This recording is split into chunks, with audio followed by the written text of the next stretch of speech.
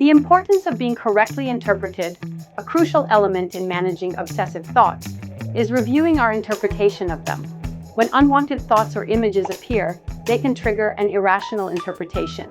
In the intimate universe of the mind, where thoughts emerge as quantum particles, fleeting and unpredictable, interpretation is the observer that shapes reality.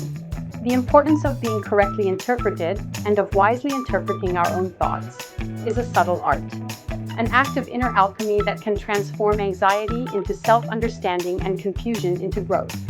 Imagine that each obsessive thought is a wave of possibility, an encrypted message from the unconscious. When an unwanted image appears, are you the thought, or are you the space that contains it? Are you the storm, or the sky that silently observes it? Irrational interpretation is like a distorted prism. It turns a passing shadow into a permanent monster, a simple doubt into a judgment. But when you stop, breathe, and review your interpretation, you open the door to freedom. What if that thought weren't a threat, but an invitation to know yourself beyond fear? What if the mind, in its mystery, only sought your attention and your tenderness? Correct interpretation is an act of quantum compassion. You choose not to identify with the noise, but to listen to the message behind the echo. Thus, each thought ceases to be an enemy and becomes a teacher. Who would you be if you learned to view your obsessions with curiosity rather than judgment? Can the mind heal when you interpret it with love rather than condemnation? On this journey, interpretation is the rudder of your consciousness.